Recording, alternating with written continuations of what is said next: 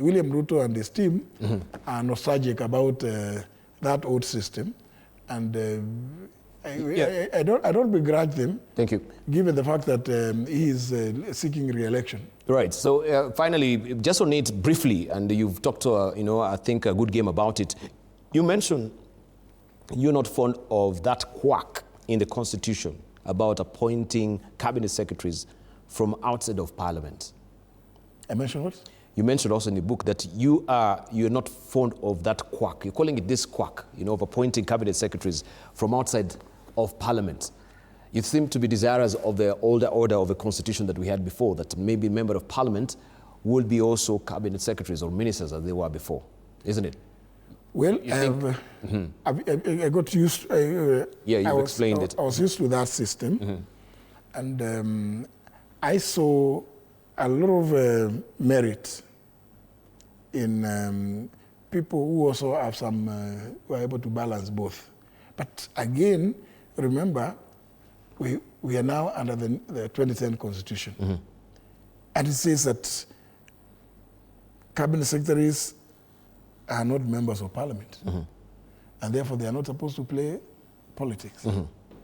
So we just have to live with it. Whether we like it or not, that is the Constitution, the supreme law of the land. All right. I want just maybe to briefly, because also of time, I wanted to ask you some more questions here because we are supposed to be clocking out by 11. There is an incident that you're talking about also the Ministry of Lands, and by then you were in your capacity as a judge, and you've been transferred here in Nairobi, and you had your house there in Upper Hill. And one moment, a judge during, of course, your court proceedings after that approached you, and he wanted to talk to you regarding the parcel of land, their house that you were living in by then. And you've not mentioned this particular judge, but is a question of allotment letter, yes, and that was allegedly coming, of course, from the then President Moi. And this judge, and unbeknownst to you, had found your signature, right? Somebody had found your signature within the, with the Commission of Lands there. Was it Wanjohi was then, or Wanjao? Yeah.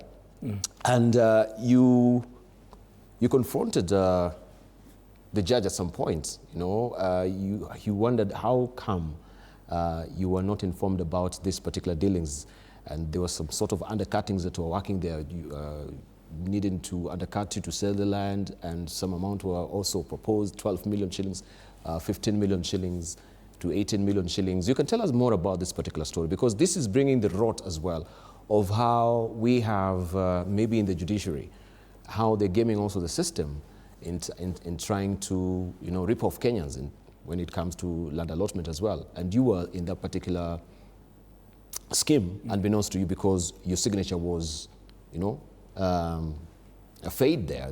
There was a fake signature which was not yours. Yes. Having come from Machakos, I was allocated a government house, and of course there was a lot of problems in Upper Hill area about water shortage, and I suspected that at some point I was being, somebody was trying to make me suffer, but I didn't mind because it was very close to the workstation, so I found it convenient. So when this judge comes to me and tells me about a house, first of all tells me that we can apply to be given that house. I told you, the first thing I told him is, I have no way of, how would I get to Moi? I have no way. In as much as, since they are being given, it was true they were being given, houses were being allocated to people. But I said, well, the only thing I know is that I was allocated to stay in it. And I have no way of reaching to Moi to ask him to allocate me the house. Then he says that he has a way. And so I tell him, okay, if you have a way, just let's apply. He went and drafted the application, brought it to me for signature. When he brought it to me is when he told me, but I am not the one who is going to take it there. Yes. That's why you will see there's a third person, there's a third party. This person will have to be part of the people to get this house. I looked at it, I said, but so essentially then you want us to be given the house so that we can sell? He said, yes. I told him, okay, no problem. If he's one who is going to get to Moi, let him, I signed. Some few weeks later, he comes back to me. He's now quarreling me that why did I make him do a child's work? And yet we had already been allocated the house. I said, who? I have been allocated the house. By who? I'm not aware. So at first he did not believe me, but I told him that I have no way. I just came from Machakos about 2 years before, less than 2 years. First of all, how would I reach the president? It's not possible. But then he was insisting that, no, you applied and you have been allocated. I said, no, I have not applied. You are the first person who came here and told me to append my signature. You actually drafted the application. So if I knew I had been allocated, why would I would have told you, don't bother, I have it. So he tells me that is the one who disclosed to me that actually the house had been allocated to me and 2 other judicial officers. Yeah? And he disclosed the names. So that's how he told me, I told him I am not aware. But I will find out from them how it is that I've been allocated alongside them. And so after some time, the judge actually believed me because he could see I knew absolutely nothing about being allocated in the house. So after he left, I thought about it, and I decided to call one of the officers. I found he was in the office, so I went to his place. And, talked with him, and, just general stories. But then I told him, we've been allocated in that house. Because I could see he was also trying to dodge a bit. So he asked me, which house? I said, what's wrong? But you see, what I'm saying is not something that I can authenticate. Because I've just been told by another judge. And I don't want to tell him who has told me. So I told him and explained to him. After some time, I think he realized I was telling him the truth. And he suddenly admitted that, then he told me, the problem with you, JB, when you go to court, you sit for many hours, which was my habit. I would sit for many hours without adjourning. If people wanted to go for tea break, I would allow them. Yes. They would go. But me, I would continue working.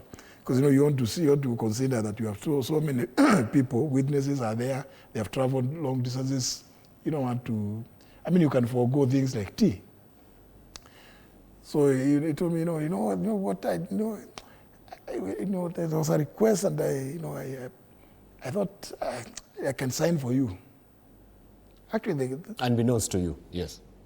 Yeah, unknown to me, but it was so many months, more than almost a year before. He said, what? I said, okay. But on what basis were you being allotted this particular land by the president? No, you remember there was a time that government was just allocating houses, government houses, to people. Not necessarily those who are living in them. as a payback for their political capital that they brought also maybe to the political arena? No, because I think those connections. I want us just to go faster on it because of time, and I want us to cover just a large ground as well.